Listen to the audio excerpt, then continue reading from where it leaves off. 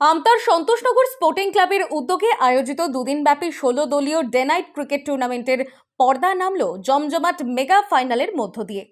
গতকাল সন্তোষনগর স্পোর্টিং ক্লাবের মাঠে অনুষ্ঠিত এই প্রতিযোগিতাকে ঘিরে এলাকা জুড়ে ছিল উৎসবের আবহ ও ক্রীড়াপ্রেমীদের ভিড়। টুর্নামেন্টে মোট ১৬টি দল অংশগ্রহণ করে।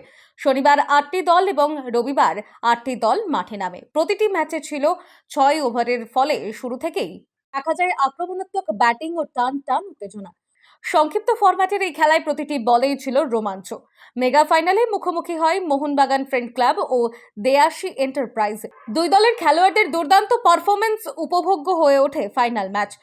বিশেষ করে দেওয়াশী এন্টারপ্রাইজ লড়াকু মানসিকতা এবং শেষ মুহূর্ত পর্যন্ত লড়াই দর্শকদের মন জয় করে নেয়। মাঠ জুড়ে করতালিতে মুখর হয়ে ওঠে পরিবেশ। খুব ভালো লাগছে। প্রথমবার আমতা স্পোর্টিং মাঠে এলাম এবং আজকে already India south Africa match চলছে, সেটা ছেড়ে মানুষজন যেভাবে এসে দেখছেন এবং যা মানুষের উৎসাহ ক্রিকেট নিয়ে, খুব ভালো লাগছে এখানে এসে। অল দ্য বেস্ট টিমসদের। অনুষ্ঠানে বিশেষ অতিথি হিসাবে উপস্থিত ছিলেন টলিউডের জনপ্রিয় অভিনেত্রী দর্শনা বণিক। এছাড়াও উপস্থিত ছিলেন উলুবেড়িয়া উত্তর কেন্দ্রের বিধায়ক ডক্টর নির্মল মাঝি সহ আরও বিশিষ্ট ব্যক্তিবর্গরা।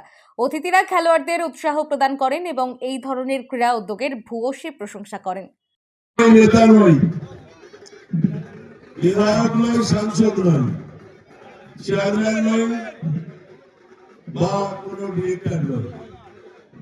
আমি ৩০ বছর বিনা পয়সায় বাংলার মানুষের জন্য চিকিৎসা করেছি। আজকে day night cricket tournament ২০২৬ Santoshnagar sporting club আমার অত্যন্ত প্রিয় ক্লাব। সন্তোষনগরের নামে আমি ১ মাইল লম্বা আর ৪০০ ফুট চওড়া একটা ইকো পার্ক উদ্বোধন করতে যাচ্ছি আগামী মাসে।